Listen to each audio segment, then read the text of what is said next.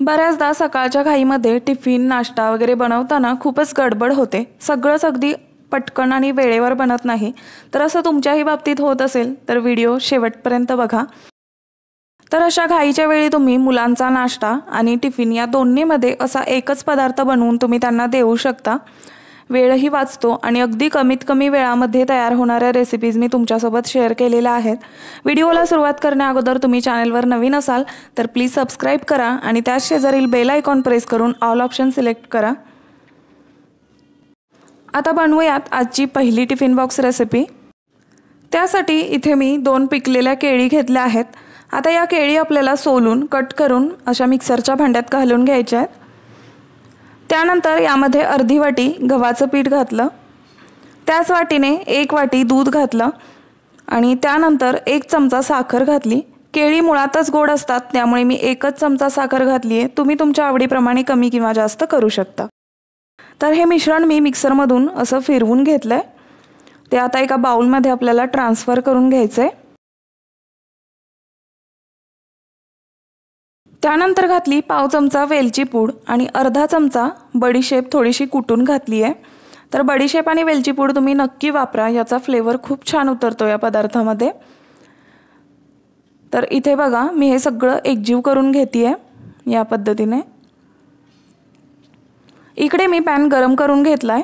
आता पॅनला थोडंसं तूप लावून घेऊ आणि तयार बॅटरपैकी थोडं थोडं बॅटर घेऊन असे छोटे छोटे पॅनकेक्स घालून घ्यायचे आहेत। तर याचं असं काही नाहीये की हे गोलच यायला पाहिजेत, थोडासा इकडे तिकडे शेप झाला तरी देखील चालतं, काही हरकत नाही। आता याची वरची बाजू सुकण्या अगोदरच यावर थोडेसे केळीचे असे स्लाइस घालून घ्यायचे आहेत आणि थोडे काजू बदामाचे काप घालायचे। तर इथे काजू बदाम वापरणं पूर्णपणे ऑप्शनल आहे, पण रेसिपी थोडीशी हेल्दी होईल आणि दिसायलाही छान दिसतं म्हणून मी घातली आहे। आता याची वरची बाजू थोडीशी सुकली की हे पॅनकेक्स आपल्याला पलटवून घ्यायचे या पद्धतीने।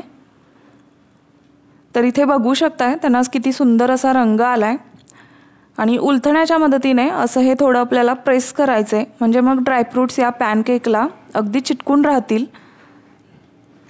आता 1-2 मिनिटे ही बाजू शेकली गेली की पुन्हा पलटवायचे आणि तुम्ही इथे बघू शकताय अगदी सुंदर असे पॅनकेक तयार झाले आहेत। दोन्ही बाजूंनी अगदी छान असा रंग आलेला आहे, गोल्डन ब्राऊन। आता हे काढून घेऊ आपण आणि याच पद्धतीने मी बाकीचेही बनवून घेते। तर हे पॅनकेक्स तुम्ही सकाळी घाईमध्ये असाल तेव्हा पटकन बनवू शकता, जास्त वेळही नाही लागत बनवायला। अगदी 5 ते 10 मिनिटात तुम्ही हे बनवू शकता। रेसिपी खूपच सोपी आहे आणि खायला हे पॅनकेक्स खूपच अप्रतिम लागतात। नक्कीच मुलांना आवडतील, त्यामुळे एकदा तरी करून पहा तुम्ही। तर इथे आपला सोमवारचा टिफिन बॉक्स तयार झाला। आता बनवूयात आजची दुसरी टिफिन बॉक्स रेसिपी। त्यासाठी कढईमध्ये घातलंय 2 चमचे तूप। तर तुपाऐवजी तुम्ही तेल वापरलं तरी देखील चालेल। तूप वितळलं की घालायची अर्धा चमचा चणा डाळ, मुठभर शेंगदाणे, अर्धा चमचा मोहरी, अर्धा चमचा जिरे, 3 हिरव्या मिरच्यांचे असे तुकडे करून आणि 5 ते 6 कढीपत्त्याची पानं घालून हे सगळं आपल्याला चांगलं परतवून घ्यायचं आहे।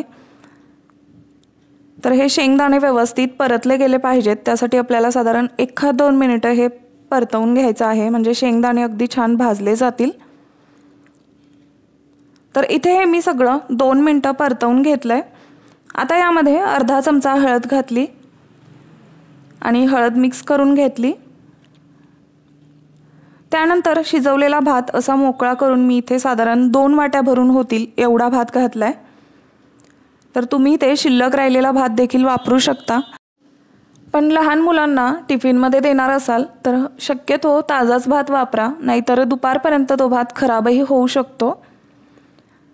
भात शिजवताना देखील मी मीठ घातलं होतं, तरी अगदी थोडंसं नावाला याच्यामध्ये मी पाव चमचा मीठ घालतीये। आणि आता हे सगळं आपल्याला चांगलं मिक्स करून घ्यायचंय किंवा एकजीव करून घ्यायचंय। तर आपण इथे लेमन राईस बनवणार आहोत, त्यामुळे मी अर्धा लिंबाचा रस काढून तो यामध्ये घातलाय। लिंबू रसाऐवजी तुम्ही चिंच गुळाचं पाणी देखील या भातामध्ये वापरू शकता, खूप मस्त लागतो हा भात। यामध्ये आपण लिंबू रस वापरल्यामुळे भात छान चटपटीत आणि टेस्टी लागतो, त्यामुळे मुलं देखील अगदी आवडीने खातात. नक्की एकदा ट्राय करून बघा. इथे मी हे सगळं मिक्स करून घेतलं. आता यावर झाकण ठेवून साधारण 2 मिनिटे आपल्याला हा भात वाफवून घ्यायचा आहे. आणि 2 मिनिटांनंतर झाकण काढलंय तर बघा अगदी छान अशी वाफ लागली आहे भाताला आणि मस्त मोकळा आणि सुटसुटीत असा भात दिसतोय. आता वरून कोथिंबीर घालू आणि हे मिक्स करून घेऊ. तर इथे आपला मस्त चटपटीत असा चवीचा लेमन राईस तयार झालाय. अगदी 5 मिनिटातच ही रेसिपी तयार होते, त्यामुळे सकाळच्या घाईच्या वेळी तुम्ही हे नक्कीच बनवू शकता. चवीला मस्त लागतो, चटपटीत. तर इथे आपला मंगळवारचा टिफिन बॉक्स सुद्धा तयार झालाय. आता बनवूयात आजची तिसरी टिफिन बॉक्स रेसिपी. त्यासाठी इथे मी मळलेली कणिक घेतली आहे. तर तुम्ही नेहमी चपातीसाठी जशी कणिक भिजवता तशी भिजवायची आहे. आता याच्यातील पिठाचा एक गोळा घेऊन गव्हाच्या पिठाचा वापर करत आपल्याला याची एक छान अशी चपाती बनवून घ्यायची आहे, गोलाकार आणि एकसारखी. तर इथे बघा मी चपाती लाटून घेतली. त्याचबरोबर मी इथे 2 टेबलस्पून बटर वितळवून घेतलंय. आता यामध्ये घालायचं आहे 2 चमचे किसलेला लसूण आणि हे मिक्स करून घ्यायचं आहे. तुमच्याकडे बटर नसेल तर तूप किंवा मग अगदीच तेलसुद्धा वापरू शकता. आता याच्यातील साधारण 1 ते 2 चमचे गार्लिक बटर घेऊन या चपातीवरून या पद्धतीने सगळीकडून एकसारखं पसरवून घ्यायचं आहे.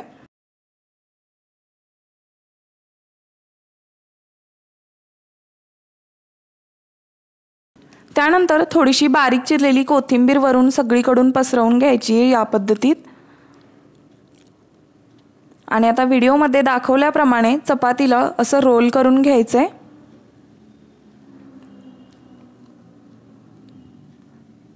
आता चपातीचा इथे मी रोल बनवून घेतलाय. आता सुरीच्या सहाय्याने आपल्याला अशा प्रकारे मध्यभागी असा कट द्यायचा आहे. अगदी शेवटपर्यंत द्यायचा आहे या पद्धतीने. आणि आता व्हिडिओमध्ये दाखवल्याप्रमाणे असे लेयर्स पसरवून घ्यायचेत किंवा सोडवून घ्यायचे आहेत या पद्धतीत. म्हणजे मग पराठ्याला अगदी मस्त असे लेयर पडतात आणि पराठा एकदम लेयर सुटलेला आणि खुसखुशीत तयार होईल. तर इथे मी ज्या बाजूने याचा रोल बनवणार आहे त्या आतल्या बाजूचं थोडंसं पीठ असं काढून घेतलंय, कारण हे काठाला असल्यामुळे जास्त लेयर पडत नाहीत त्यामुळे.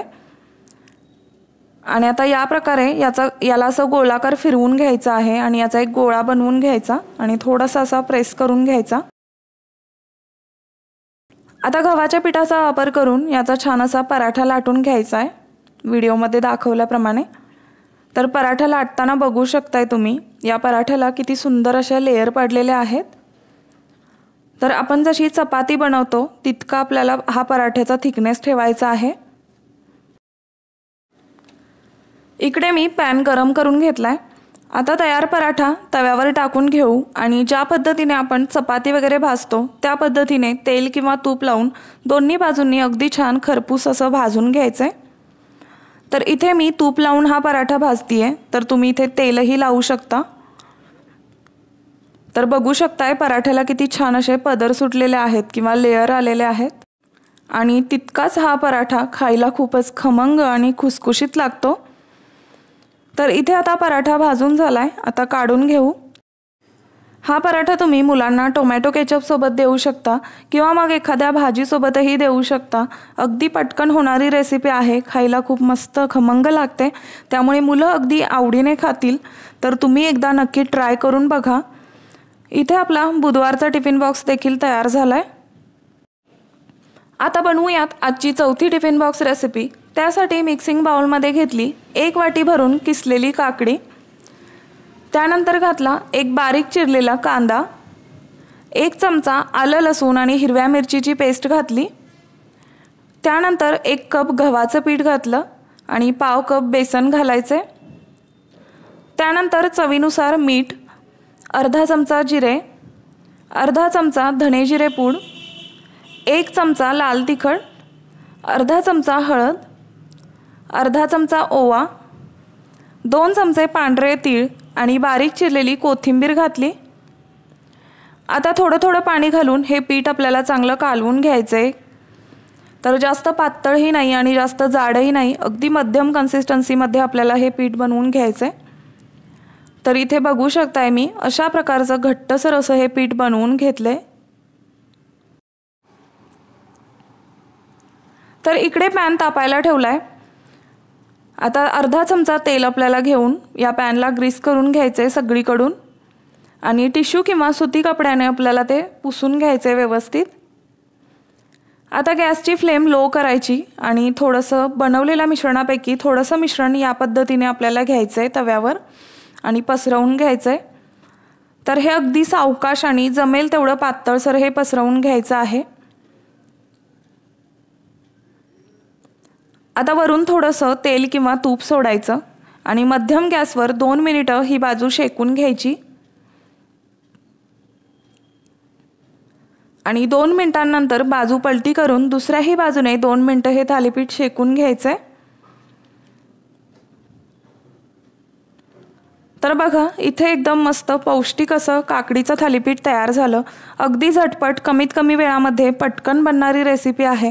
खायला देखील तितकीच अप्रतिम लागते, त्यामुळे ही पौष्टिक रेसिपी नक्की एकदा ट्राय करून बघा। इथे आपला गुरुवारचा टिफिन बॉक्स सुद्धा तयार झालाय। आता बनवूयात आजची 5वी टिफिन बॉक्स रेसिपी।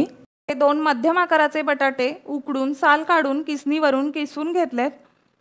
आता याच्यामध्ये घालू 1 कांदा एकदम बारीकसर असा कट करून, त्यानंतर थोडीशी बारीक चिरलेली कोथिंबीर घालू, अर्धा चमचा ओवा हातावर थोडासा क्रश करून घालायचा आहे, त्यानंतर घालायचं आहे चवीनुसार मीठ, आलं लसूण आणि हिरवी मिरचीची पेस्ट 1 चमचा घातली आहे, त्यानंतर अर्धा चमचा हळद, 1 चमचा लाल तिखट, अर्धा चमचा गरम मसाला आणि अर्धा चमचा धने जिरे पूड घालायची आहे आणि आता हे सगळं मिक्स करून घ्यायचं आहे।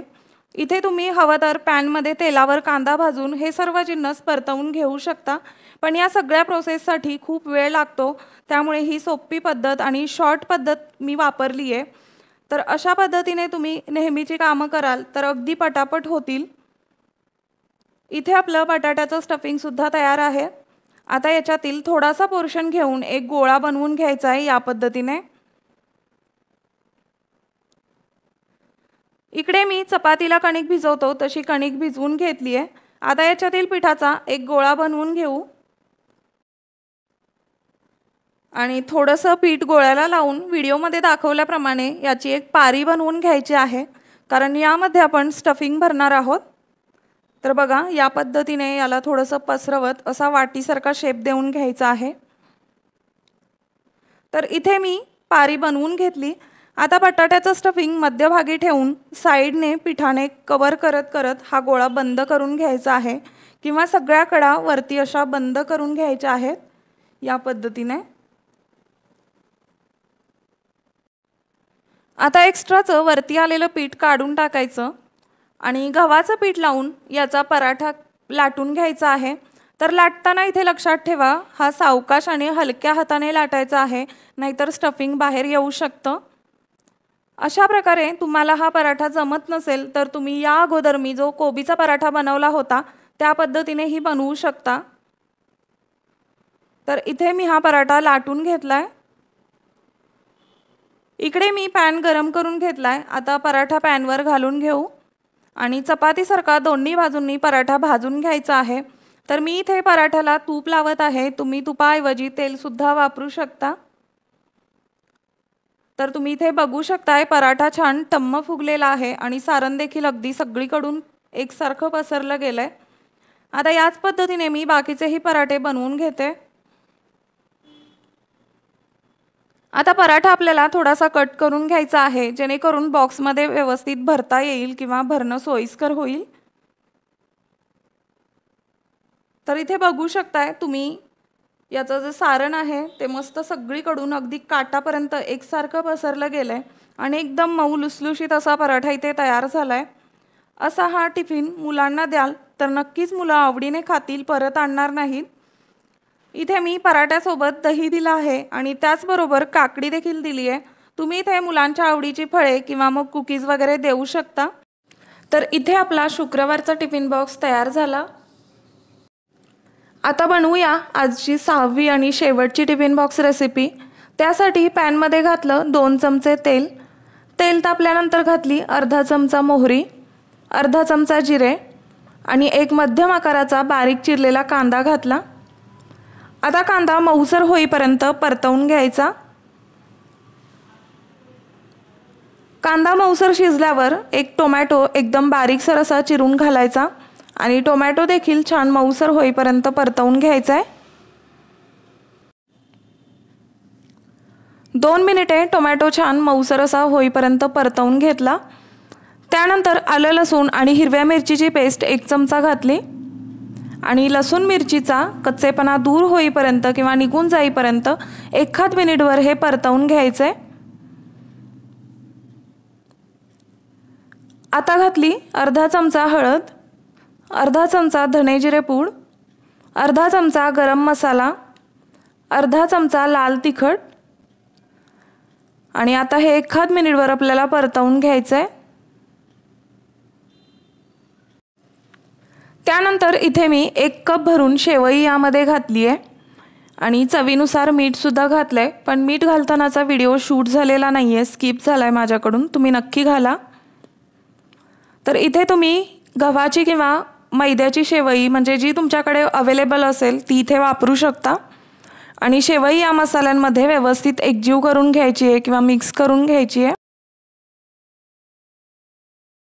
तर इथे मी 2 ते 3 मिनिटे मध्यम गॅसवर शेवई छान परतवून घेतली। आता ही शेवई एखाद्या बाउलमध्ये ट्रान्सफर करायची आहे। आता यामध्ये घालायचे अर्धा कप दही आणि अर्धा कप पाणी। तर तुमच्याकडे ताजं गोड दही असेल तर तुम्ही 1 कप घालू शकता। तर इथे माझ्याकडे थोडंसं दही आंबट होतं, त्याच्यामुळे मी अर्धी वाटी दही आणि अर्धी वाटी पाणी घातलं आहे, म्हणजेच समप्रमाणात दही आणि पाणी वापरलंय। आता यामध्ये घालू बारीक चिरलेली कोथिंबीर आणि हे सगळं आपल्याला चांगलं मिक्स करून घ्यायचंय। त्यानंतर मी इथे इडलीच्या प्लेट्सना तेल लावतीये आणि आता तयार मिश्रण इडलीच्या पात्रात घालून असं दाबून सेट करून घ्यायचंय या पद्धतीने। तर इथे बघू शकताय मी दोन्ही प्लेट्स इथे रेडी करून घेतल्यात। त्याचप्रमाणे एकीकडे मी इडली स्टीमरमध्ये 2 ग्लास पाणी उकळून घेतलंय। आता इडलीचं स्टँड यामध्ये मध्यभागी ठेवायचंय आणि झाकण लावून मध्यम गॅसवर साधारण 15 मिनिटं आपल्याला ह्या शेवईच्या इडल्या शिजवून घ्यायच्या आहेत। तर इथे 15 मिनिटांनंतर झाकण काढून बघू, तर इथे बघू शकताय इडल्या छान शिजल्या गेल्या आहेत। आता या काढून थंड करून घेऊ। तर इथे शेवईच्या मस्त चटपटीत अशा इडल्या तयार झाल्यात। खायला खूप मस्त लागतात आणि यामध्ये आपण दही वापरल्यामुळे चवीला अगदी अप्रतिम लागतात, त्यामुळे नक्की करून बघा। बऱ्याचदा मुलं शेवईचा उपमा खात नाहीत, तेव्हा तुम्ही अशा शेवईच्या इडल्या त्यांना बनवून द्या, नक्कीच ते आवडीने खातील। तर इथे आपला शनिवारचा टिफिन बॉक्स देखील तयार झाला आहे। तर आजचा व्हिडिओ तुम्हाला कसा वाटला आणि यातली कोणती रेसिपी तुम्हाला जास्त छान वाटली ते कमेंट करून नक्की सांगा। चॅनलवर नवीन असाल तर प्लीज सबस्क्राइब करा आणि बाजूची बेल आयकॉन प्रेस करून ऑल ऑप्शन सिलेक्ट करा, यामुळे माझे सगळे व्हिडिओज नक्कीच तुमच्यापर्यंत पोहोचतील। वेळात वेळ काढून तुम्ही माझा हा व्हिडिओ पाहिलात त्याबद्दल खूप खूप आभारी आहे।